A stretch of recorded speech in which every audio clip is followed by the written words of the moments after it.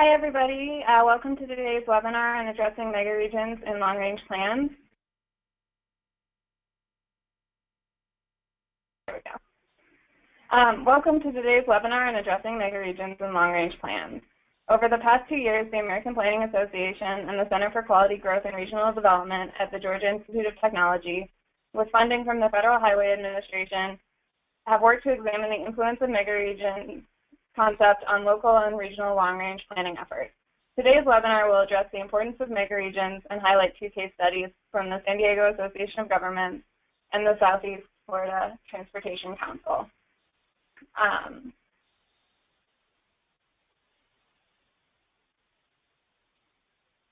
Start by briefly introducing our speakers.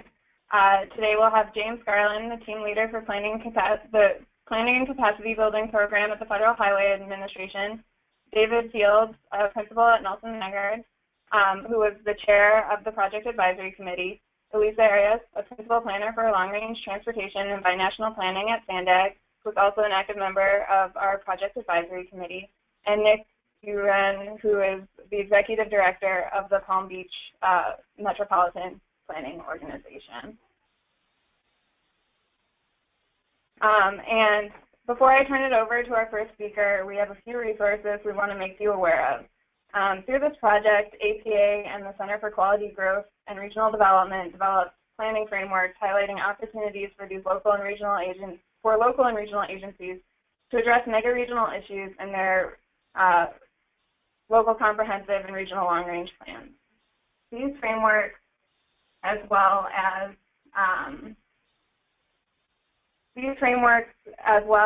as background literature review and case study research that were used in doing the research to prepare them, are available on the APA website. And with that, we're going to turn it over to our first speaker, James Garland. James is the team leader for planning and capacity building with the Federal Highway Administration and Office of Planning Environment and Realty in Washington, D.C. James has 15 years of experience working in various modes of transportation throughout the U.S. Department of Transportation. And James is going to kick off a discussion of the importance of megaregions. So with that, I will turn it over to you, James. Thank you so much, Anna, and good morning to those out west and good afternoon to everyone else. I'm James Garland, and I'm with the Federal Highway Administration's Office of Planning in Washington, D.C., and I'm going to spend just a few moments discussing our perspective from the Federal Highway Administration in terms of the work that APA and Georgia Tech has been moving forward to address megaregions and long-range plans. Let's see. So one of the things that we're very interested in this work, and as Anna mentioned, Federal Highway has been a funding partner in coordination with the American Planning Association and with the Georgia Tech Center for Quality Growth and Regional Development. And we're very pleased that this work is moving forward. The concept of megaregions has been moving from theory into practice, and we're very pleased to be part of that. One of the things that we've been working on within Federal Highway, this really started more recently with our Everyday Counts Through initiative and regional models of cooperation. And as we started to look at multi-jurisdictional coordination, a few issues cropped up. Issues such as freight planning, rural planning, intercity passenger rail, international borders or communities that bordered international areas, all had institutional issues that really spanned their organizational or jurisdictional boundaries. When we started to peel the layers back, we looked at how we can enhance economic development and transportation by coordinating across these different silos.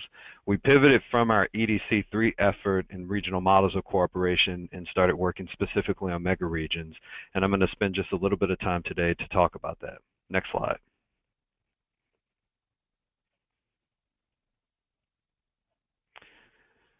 There's some key issues that we've discovered through our research and also in working with Georgia Tech, the University of Maryland, and a host of other practitioners in terms of some of the key issues surrounding the concept of megaregions. And what you see on the screen is not a full list. These are just primarily the top 5 that we've discovered through our work and research. Issues such as freight, safety, economic vitality and development, infrastructure and congestion, and environment and air quality. It's not to say that these are the only issues that can be addressed within a problem shed of megaregions, but these seem to be the top 5 that tended to rise to the top. Also, other issues such as resiliency, climate change, and other particular factors are considerations that are addressed on a megaregional scale. Next slide.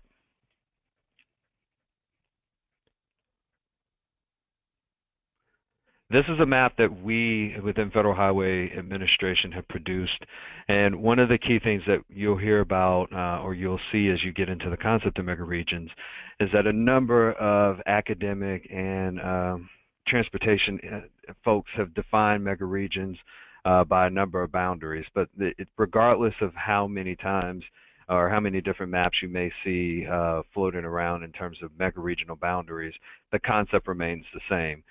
For instance, we work very closely with the Center for Quality Growth and Regional Development at Georgia Tech. They've defined 11 megaregions. Federal Highway has defined 13 megaregions. I believe the Regional Plan Association has a set number of megaregions as well, and a host of other folks. But if you look at the concept again, the messaging surrounding working across jurisdictional boundaries remains the same. Of these 13 megaregions that Federal Highway has identified, this is based on 2010 population. You have a combined set of 243 million people throughout the country. And one of the things that we've been doing more recently is to work through a series of workshops to bring together state DOTs, MPOs, rural planning organizations, the private sector, and other key transportation stakeholders to discuss megaregions. Now, so far, we've had workshops in the Mid-South with a workshop in Memphis, as well as in the Piedmont Atlantic megaregion. That workshop was held in Atlanta, and also with a workshop for the Mid-Atlantic megaregion, which was held in King of Prussia, Pennsylvania, just outside of Philadelphia. Next slide, please. So why are megaregions important? We really anticipate the final product of the joint work that APA and Georgia Tech has produced, because it's taking megaregional considerations to the next level and looking at how these considerations could be factored into local comprehensive and regional long-range planning processes. And that's something that we at Federal Highway are very excited about. The graphic you see to the left is from the Georgia Tech Center for Quality Growth and Regional Development, and it just shows all of the different issues surrounding megaregional planning, such as overarching issues of geography, governance, implementation, and funding and financing, to some of the more drilled down issues, such as financing tools, efficient investments, leadership in terms of who exactly takes on these different issues, and then scalability and flexibility. Right now, we're working very closely to look through the political, economic, and technical issues and barriers to advance megaregions, hence the workshops that we've been producing and moving forward with. We're also looking at implementation practices, specifically to identify champions and or field leaders to continue moving this concept forward by bringing together stakeholders within your specific areas or within your megaregion to address these issues, either from a problem shed perspective or from a corridor perspective. And then also looking to fill critical gaps of research in terms of how can we document and implement best practices that are already out there. And we'll hear from the Palm Beach MBO and also from SANDAG, which are two good case studies on megaregional planning. Next slide. These are just a list of potential workshops. I mentioned the 3 that we've produced so far, but you can see here we have 4 additional workshops that we're planning. If you are interested or in one of these particular areas and want to learn more about that, feel free to get in touch. My contact information is going to be on the next slide, or you can email me directly at james.garland@dot.gov. We also have a website through our capacity building program, and also some additional research and case studies through the last link on the slide here regarding megaregions. So I'll leave it at that, and I'll turn it back to Anna for the next speaker. Thanks. Great. Thank you so much, James.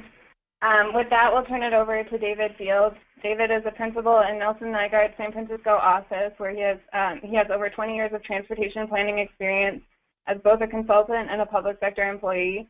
His work focuses on transportation planning that supports communities' long-term goals, including policy, implementation of multiple modes, parking and park and ride facilities, and public outreach for public and private projects. And as I mentioned in the earlier introduction, David was the chair of the multimodal planning at the Megaregional scale project advisory committee and has been very involved in this project. So with that, I will turn it over to David. Thanks so much, and hello everybody.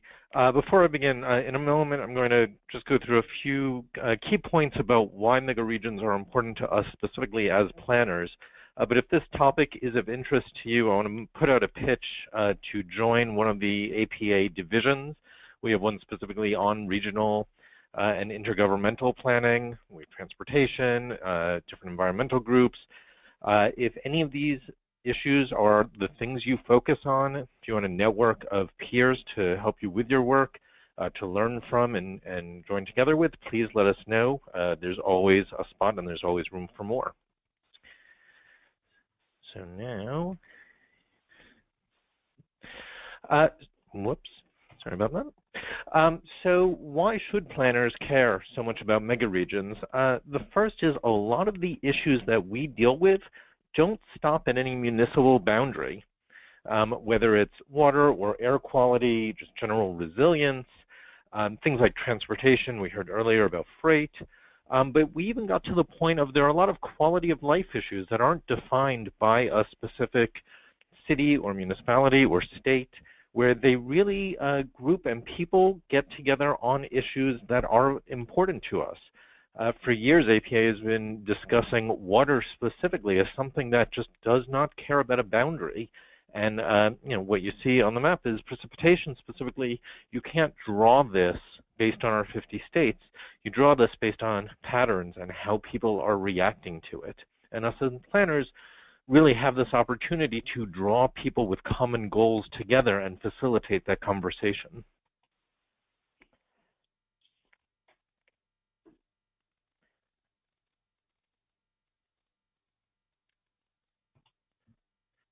The next reason for us to care about it is there are a lot of people covered by these megaregions. You know, depending on which map you draw or exactly how you draw the lines, it'll vary a little bit. But just on this list, we're almost at 240 million in 2010, and that's 3/4 of the country. So if we start to say this is a viable group coming together for issues of interest to them, well, that's a lot of political will behind them. And honestly, political will also comes with a lot of dollars behind them frequently. So start to say that addressing issues that these people care about starts to gain some momentum and starts to allow planners to get to the forefront because they're dealing with the issues that are on people's minds.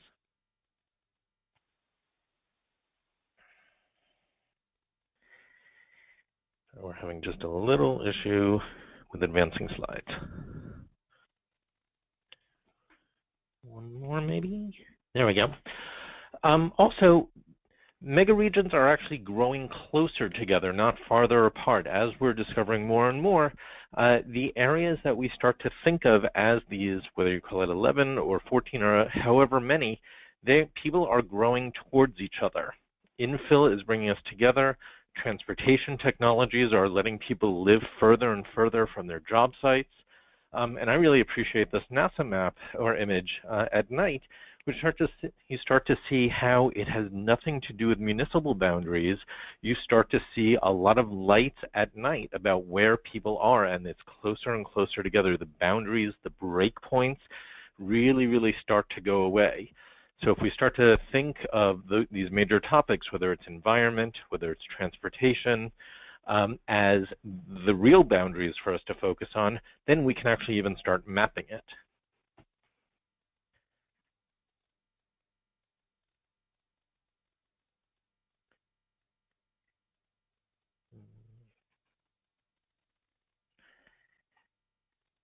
Thank you. What's also very important for us to realize is that just to call something a megaregion doesn't make them all comparable. They have different issues. The places vary, which means their priorities vary, their sizes vary. You know, the biggest ones are in the Northeast and in the upper Midwest, basically, you know, around Chicago and the environs, and around New York City and environments, and growing outwards from there and growing together from their neighboring cities. But even those two megaregions, they don't necessarily they're not seeing the same issues. They're not focused, to say. So a planner could be focus on a megaregion. It is very, very important to identify what is of the topic and what is of the priority for that area, and then start to say, okay, we can start dealing with this together. But it can't just be a switch from one to another.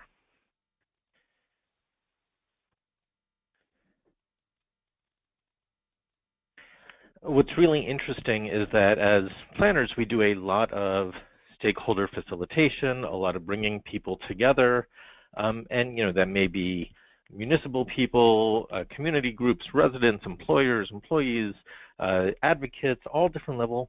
But there's actually no one person's responsibility for megaregions yet, or at least not too strong yet. It is something that is just starting to grow. So if we say this is a big population and there could be political will here and there could be dollars here and these are issues for us to address, this is incumbent upon us, on our shoulders, to say, okay, we need to bring the correct people around the table to have this discussion, because it will not happen on its own in our current frameworks. And then lastly, hitting back on what you heard earlier, there are a lot of tools that APA has already started to develop on megaregions. You saw a shorter list earlier, a few more publications here, both APA and some other items. These are really good base reading if you're interested in this topic, how to go for best practices, how to go what's been done, and where the research is going from here. And with that, I'm going to turn it over, and you'll start to hear some practical speakers. Great, thank you, David. So next we'll hear from Elisa Arias, who's a principal planner for long-range transportation and binational planning at the San Diego Association of Governments. Elisa has more than 20 years of experience in transportation planning and economic analysis. She has managed several U.S.-Mexico border studies, including the study that estimated economic impacts of the border delays in the San Diego-Baja California border region. And she oversaw the development of San Diego Forward, the regional plan adopted in 2015. And Elisa was also an active member of our project advisory committee. So with that, I will turn it over to Elisa. Thank you, Anna, and hello, everybody. First, I wanted to thank APA and FHWA for inviting SANDAG to share the San Diego region's planning efforts that address mega-regional concepts.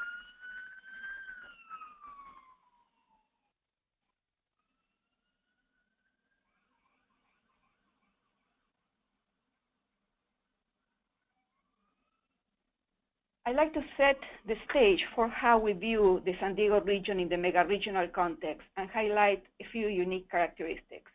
We consider the San Diego region as part of two mega-regions, the California-Nevada mega-region and also the binational Cali-Baja mega-region. The Cali-Baja mega-region encompasses two border counties, San Diego and Imperial counties, and the state of Baja California in Mexico. It's home to 3.4 million residents in the US and about 3.5 million residents in Mexico. And there are about 1.6 million jobs in the US south of the border and about 800,000 in Mexico. The combined annual gross regional product of the mega region is over $300 billion. And the region is home to multiple border crossings, including the San Isidro port of entry between San Diego and Tijuana, which is the busiest land border crossing in the Western Hemisphere. To highlight the economic importance of the binational megaregion, this map shows the many U.S. states for which Mexico ranks as either #1 or #2 export market. For 29 states, far and close from the border with Mexico, Mexico is the top export market. Texas and California are the two top exporters to Mexico.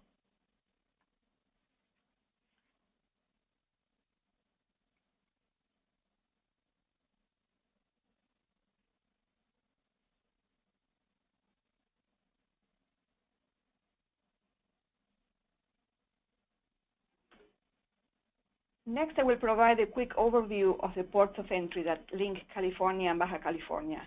Overall, in 2015, more than 71 million people crossed from Baja California to San Diego and Imperial counties through 6 land border crossings, 3 in the San Diego region and 3 in Imperial County. these border crossings experience congestion and delays, especially from Mexico into the US, whether you drive across or walk across or transport freight across the border. The Cross-Border Express facility is a new terminal that opened in late 2015 and links the San Diego region with the Tijuana International Airport through a pedestrian sky bridge. This is a private venture that allows ticketed passengers that are flying in and out of the Tijuana airport an expedited crossing by paying a fee. And SANDAG, the California Department of Transportation, and federal agencies from both sides of the border are planning the future Otay Mesa East crossing, which is going to provide much needed capacity for cross-border travel and trade. San Isidro, as I mentioned, is the busiest crossing in our region, and it accommodated about 65 million people in 2015. And to put this number in perspective, Los Angeles International Airport, as the second most traveled airport in the US, handled nearly 75 million passengers. And there's no freight crossing at San Isidro. Otay Mesa is both a passenger and commercial crossing, and it processes about half the volume of San Isidro. Anticade is our smallest crossing in the San Diego region, a more rural crossing, having about 4 to 5% of the crossings. And in Imperial County, there's the Calexico West, Calexico East, and Andrade crossings that process both passenger vehicles and pedestrians, with Calexico East being the only commercial crossing in that county. Next, I wanted to share a little bit of the trade data. Here we can see trade by truck for the 3 commercial crossings between California and Baja California, and Otay Mesa has the largest share. And as you can see, what's important here is that over the past 15 years, trade has almost doubled from nearly $30 billion to almost $60 billion in 2015, and the only decline you see there in the value of trade took place during the Great Recession in 2009. Otay Mesa is the busiest crossing and also a key cargo crossing along the entire US-Mexico border. And in 2015, it processed more than $42 billion in trade carried by about 1.6 million trucks. And this increasing volume of cargo is being handled with basically the same port of entry infrastructure over the past 15 years. So if these trends continue without additional capacity, border delays are likely to continue to increase. And I wanted to give you a flavor of what products move across the border. These are products crossing at the Otay Mesa border crossing from Mexico. And we have flat screen TVs and monitors, nearly 17 million of them, more than 80,000 Toyota Tacoma pickup trucks, medical and surgical instruments, navigational instruments, also fruits and vegetables such as strawberries and tomatoes. And southbound, a lot of these same products cross the border because there's quite a bit of cross-border share production. So lots of inputs going to Mexico and then come back to the US as finished products. So for the rest of the presentation, I wanted to give you some highlights now that you have an understanding of the dynamics of the Cali-Baja megaregion. So I'm going to talk a little bit about the role of the San Diego Association of Governments in planning and collaboration, both with our partners in Mexico as well as with other metropolitan planning organizations in California.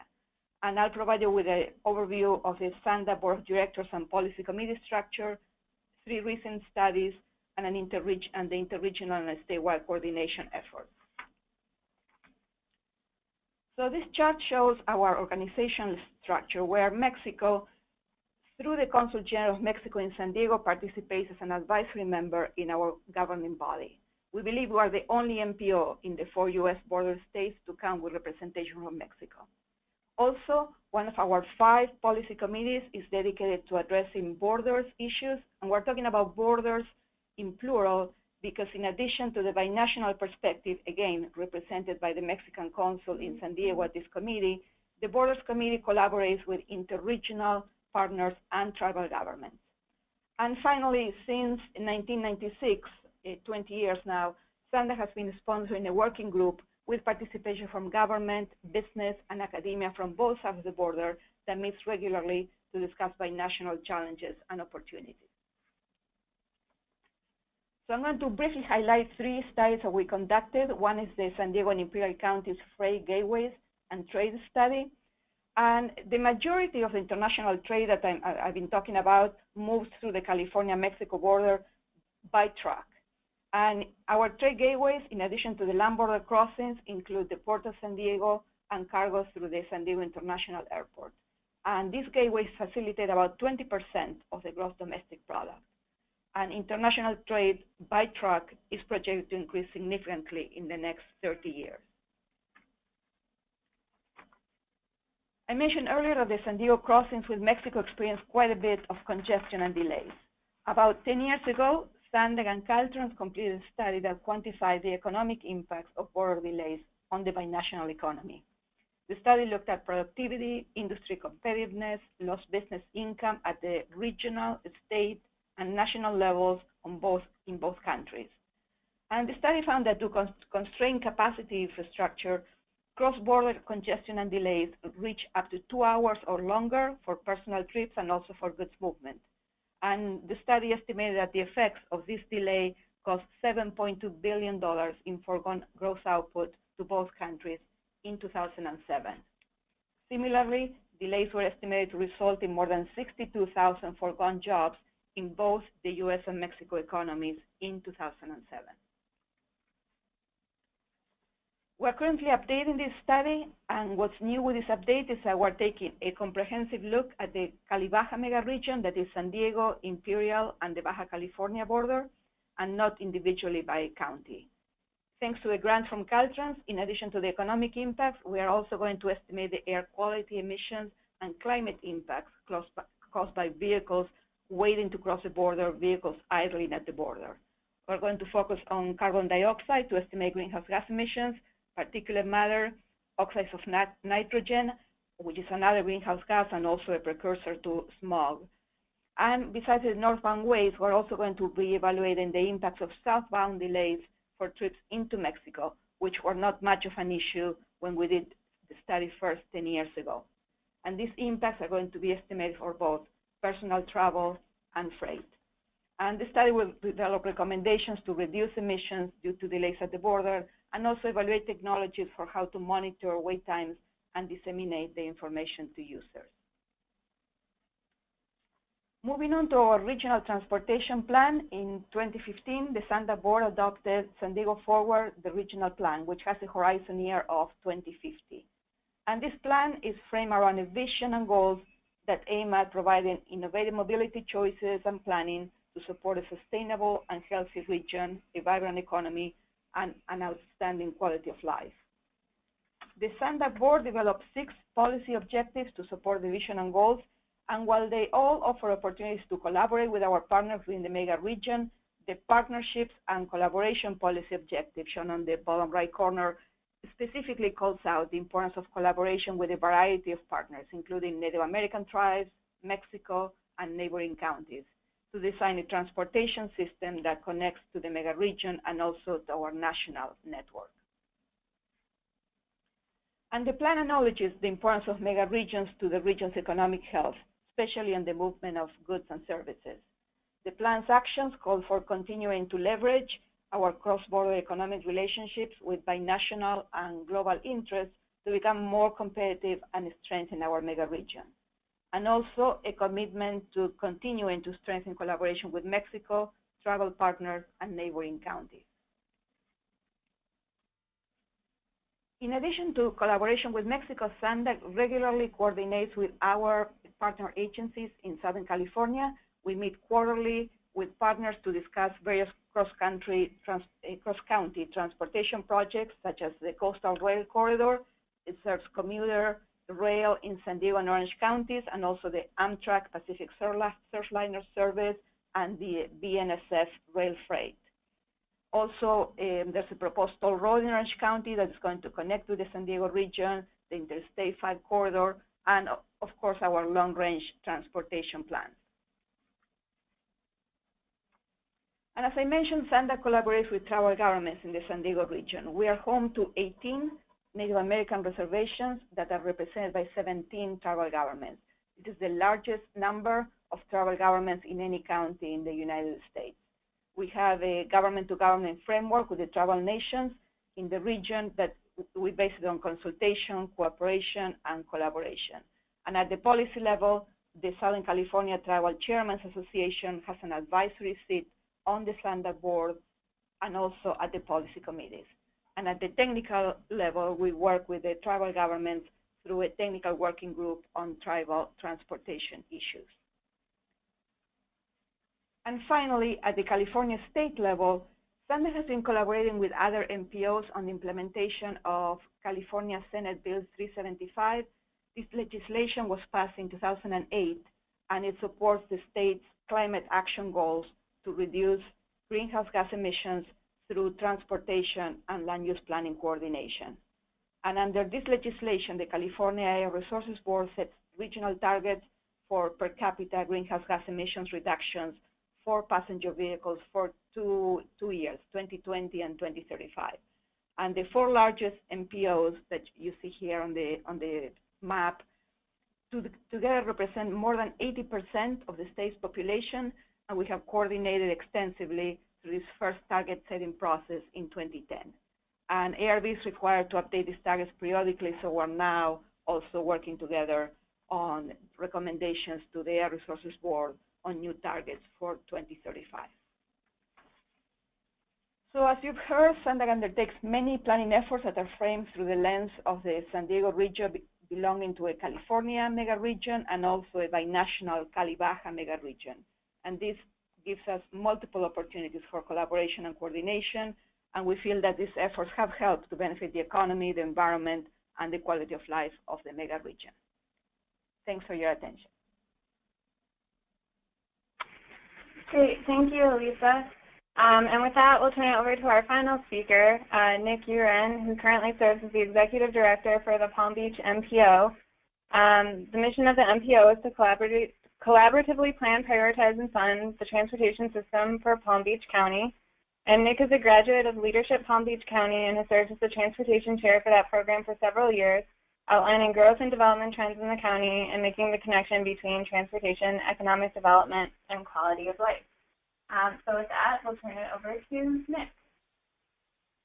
Thank you, Anna, and thanks to the APA for allowing me the opportunity to participate today on behalf of the South Florida region. And according to the megaregion maps that were presented earlier, this is actually the first time I've ever been asked to speak on behalf of the entire Florida megaregion. So I'm not sure that I can represent that my comments have the endorsement of everyone within the region, but it's certainly a distinct honor, and I'm going to not take it lightly. Thank you to the participants as well. I've already learned a lot from the presenters that went before me, and I'm glad that you took the opportunity today to join us for this webinar. I'm going to walk through Southeast Florida and the 3 counties that are represented with our Southeast Florida Transportation Council and just highlight briefly some of the challenges and opportunities that we've addressed and how we've tried to deal with them in South Florida. So the theory is that if I click, the slide should advance, but it doesn't look like that's occurring. All right, so we are the 4th largest urbanized area in the United States, following New York, Chicago, and LA. And the Miami region, the Miami urbanized area, is home to 5.6 million people today. Go to the next slide. Yeah, I don't seem to be maybe I am the presenter now. Okay, we're also forecasting growth, 25% more people in 2040. So we think the population is going to go from 5.5 million to around 7 million people. And that population is primarily encompassed in 3 counties in Southeast Florida. Miami-Dade is home of Miami. Broward County you may know better as the home of Fort Lauderdale. And then Palm Beach County is the northern portion of that Southeast Florida region. As our community is developing, we're also maturing with respect to the types of population growth patterns that we see. There's a lot of densification around urban cores and a need to provide different types of mobility as our communities build out. And we're seeing the same kind of thing with respect to the employment development patterns. We see high density employment growth located in our urbanized areas and a demand for not just roadway capacity, but mobility in all modes. And our region is moving towards the provision of that kind of mobility on a regional scale. We did adopt that vision statement of 3 counties, but 1 traveling public, and I'm going to try to walk through how that plays out. Unfortunately, our challenges are many because we have many partners and each of them have many agendas. So we have 12% of all the trips within the region are regional trips, meaning they cross at least one of the county borders. but we are a region that's served by 3 different MPOs with their own governing boards. We have 2 DOT districts and 2 distinct toll revenue collection agencies, the Florida Turnpike and the Miami-Dade Expressway. We have 4 different transit agencies that operate service in South Florida. So coordination between those 4 entities is a very important task for our region. And then we have the 3 counties, over 100 different municipal governments, cities in Southeast Florida, 3 major airports, 3 deep water seaports, 2 regional planning councils, and then private freight rail corridors and shipping entities. So lots of partners to coordinate with and lots of opportunities for challenges to develop. What we've done in South Florida is seek to create unity in diversity by forming the Southeast Florida Transportation Council. So that's an effort led by the MPOs that promotes collaboration in outreach, project identification, freight and logistics, and operations of our system. And again, that one traveling public, we look to provide service across various modes, both pedestrians and bicycles, our non-motorized users, our seamless transit services. How do we accommodate the movement of commercial vehicles and activities? And then finally, the personal vehicles that move within and through the region. We, unfortunately, in Florida have the distinction of being home to several of the most dangerous U.S. cities for walking. If you've seen the Smart Growth America recent report, their pedestrian danger index puts 8 of the top 10 urbanized areas for pedestrian danger in the state of Florida, and Miami is one of those regions. What we're doing about that is really emphasizing those regional last mile improvements that we can make to make that pedestrian and bicycle trip a safer experience, identifying critical priority areas, and then allocating dollars to projects to move that needle. In particular, we've collaborated with the 3 MPOs and our other municipal and county partners to create a Safe Street Summit, which we conduct annually, that focuses on how we can identify and then construct projects that protect our most vulnerable users. We had a focus this past year on implementation and design guidelines and flexibility so that we can allow the department, the state DOT, and our local governments who have developed a somewhat rigid perspective on how to build roads. We want to give them the flexibility and the tools in their toolbox to be able to provide roadways that serve all users.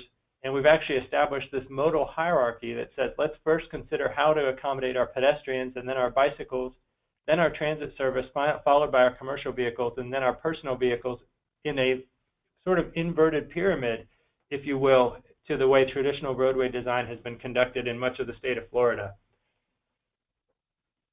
We're also focusing on implementation of a premium transit vision for South Florida. We are essentially saying it's not acceptable to stop a transit route at a county line. We have, again, 4 transit service providers, and it is very tempting to accept that anything on the other side of a county line is not my problem, but we're working hard with those partners to develop a regional transit vision and then an implementation plan that says we are not going to accept that as a reasonable outcome. We want to move people and goods efficiently, and we're going to ignore those jurisdictional boundaries for the good and success of our region.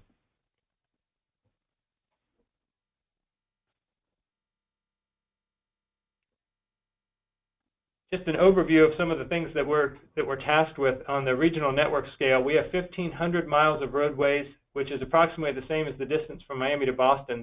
These are regional roadways that exist within South Florida, 260 miles of rail, 130 miles of waterways, and then 29 multimodal hubs that serve over 46 million people annually. That accommodates both our air terminals, our cruise terminals, our intermodal deep water seaports, and the freight that's moving in and out of those, as well as some of our larger transfer points for roadways and other modes of transportation. With respect to the freight industry and commercial vehicles, we are home to 280,000 jobs just in the freight and logistics business, averaging $19 billion in compensation for the region and a gross regional product of $32 billion per year. We are again home to 7 airports. 3 of them would be major airports, 3 deep water seaports, and 2 freight terminals. And our goal in this conversation with respect to freight is that when goods are moving efficiently through the region, everyone wins. And that's a nice statement to make, but it's a very challenging statement to implement when you get into competition between private freight rail corridor owners and seaports that are dependent upon revenue decisions by the conduit agencies. So we work very diligently with our partners to persuade them to buy into this philosophy that when goods move efficiently within our region, everyone does win. Wanted to highlight too that we are introducing an express lane network, a lane of congestion pricing, or a network of congestion pricing facilities that tries to connect the value of time to the cost of our infrastructure projects, so that we're not just expanding roadways arbitrarily, but we're only expanding them where we believe that there's a market rate demand for that additional capacity, and people are willing to pay incrementally more for it when they're given the opportunity to drive at a predictable speed on our major roadways. Wanted to mention too, on the innovation side, that we are trying to make our transportation system as adaptive and demand responsive as we can by introducing both detection devices that monitor its performance and controller devices that modify the way our traffic signals work, our ramp meters work, to be responsive to fluctuations in demand, both for peak period events and for routine congestion occurrences. And I'm going to conclude with a quote that you may recognize from Benjamin Franklin in the Revolutionary era: "If we do not hang together, we will surely hang separately." And while we're not likely to be hung by the Queen for treason for failing to act as a mega region, what we're trying to do in South Florida is to create a culture that views independent actions within the region and competition against one another as acts of treason, that we really want to work together for the good and success of our region. And that's why we're doing a long-range plan update together, and that's why we feel that this webinar is very timely and appropriate, because we really need to hang together. So with that, I'm going to turn it back over to Anna, and again, thanks for the opportunity to make those brief remarks. Great, thank you, Nick, and thanks again to James, David, and Elisa. With that, we'll turn to Q&A. Just a reminder that if you do have questions, please enter them in the question box, and we'll answer them in order. And the first question that we have, I think, is probably for James and David, is can an urban area be part of multiple megaregions? I'll jump in. This is James. Absolutely. And just in brief, the Philadelphia region, for example, has found itself part of not only what we've identified as the Mid-Atlantic megaregion, but they've also identified with the Northeast megaregion. So what we've tried to do through this process is have a bottoms-up approach and not a top-down approach from the federal perspective, to really encourage people, as you identify with particular megaregions, align yourself with them. The same holds true for some communities further south. You have Birmingham or Memphis that could identify with the Mid-South megaregion, but they're also very closely aligned with the Piedmont Atlantic megaregion. Yeah, and all I would want to add to that is, yes, I completely agree. And thinking about what each region, those priorities are, what is very important to them, it may not be the same topic depending on which mega region they're aligning with. So to be geographically within them, and then recognizing that you may have to go back and forth for the issues that are important of that day.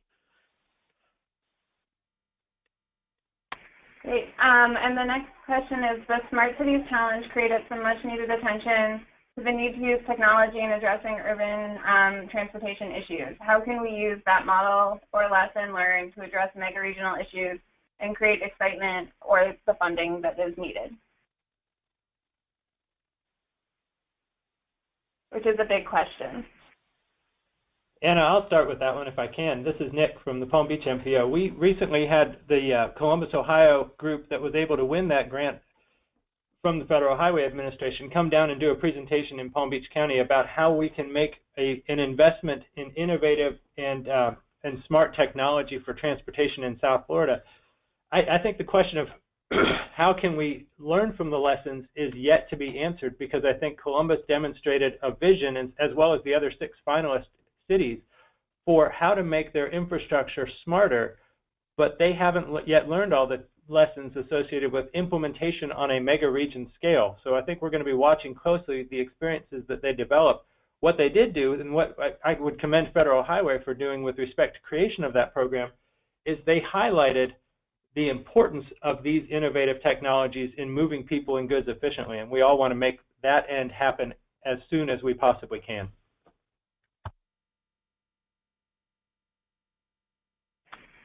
Great, thanks, Nick. The next question is, how cooperative is the rail freight companies in coordination with commuter rail within megaregions? This is Elisa at SANDAG. I could say, it's a delicate balancing act, but, we try to foster collaboration and make sure that there's windows for both services. We have a shared passenger and freight rail line here in the San Diego region on the coastal corridor, and there are, several hours where only freight is able to move, and then we're making lots of investments to double track the corridor. We've done lots of improvements in the last 5 to 10 years to double track the corridor so we can reduce the delays as trains are passing. And Anna, I'll follow up on that. I agree with what Elisa just said, and I'll mention that if the public sector is coming to the private freight corridor owners with money and requests to operate service within their corridors, they're a lot more receptive than if you only come with requests to operate service. And just as a sidebar, we in South Florida, we have actually seen a private freight rail corridor introduce, while they're on the verge of introducing new privately funded passenger rail service to their freight corridor that will be funded with private investment dollars, no public money associated with the introduction of that service. They made a huge investment in capacity in their corridor, and in order to maximize the value of their private investment, they have actually been coming to us and asking us if we would like to introduce commuter rail service in addition to their regional passenger service that will be offered privately as a means of monetizing that capacity investment. So it can happen both ways, but generally speaking, when the public sector comes with money, the private sector certainly is more welcoming to those advances. Great. The next question is advice or suggestions for getting urban or rural elected officials to cooperate rather than compete.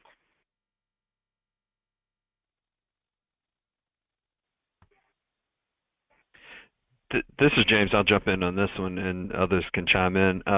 We've been working very closely with the National Association with Counties, and we had a series of peer exchanges that we funded with them, with Alameda County, California, and also with Chatham County in Georgia.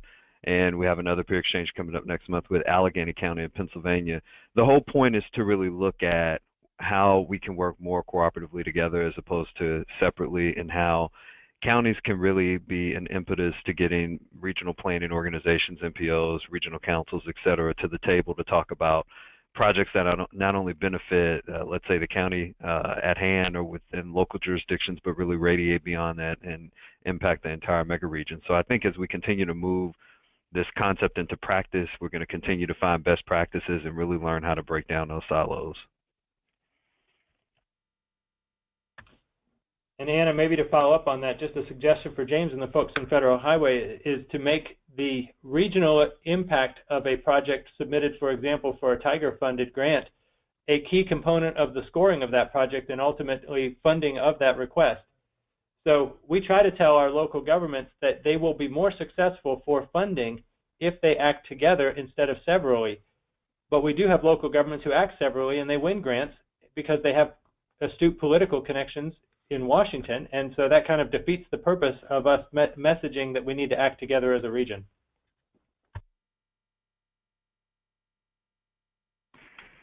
All right, and then following up on the urban-rural component, how has the concept of megaregions been received and or accepted by communities on the rural-urban edge, and can any of the speakers provide examples from their work?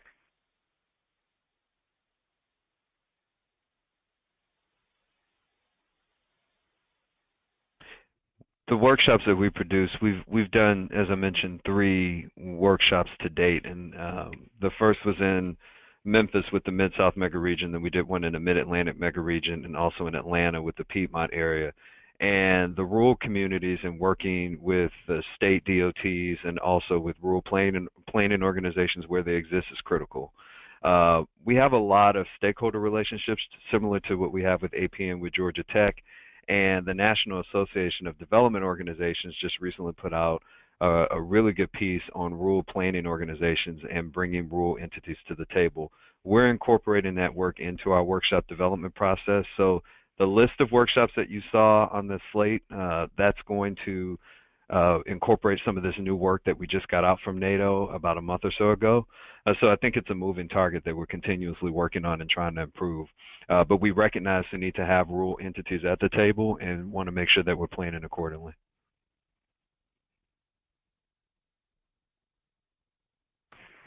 And then a question specifically for Nick. To what extent are you looking to work with regions beyond South Florida on issues of mutual concern? That's a great question. We actually have a formal association for all of the 27 MPOs that exist in Florida, and we're working together with our 7 DOT districts right now in developing a complete streets handbook and then an update to the Florida design guides that will be used for construction on our state highway system to improve our pedestrian and bicycle friendliness on our roadway network.